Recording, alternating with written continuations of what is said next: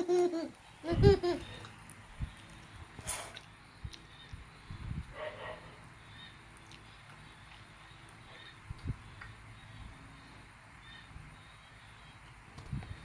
nó xí bài cọ đó đạch bài nó bài cọ bằng mu mu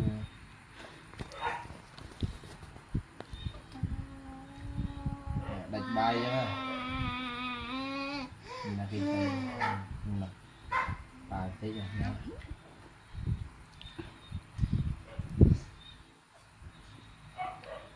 vâng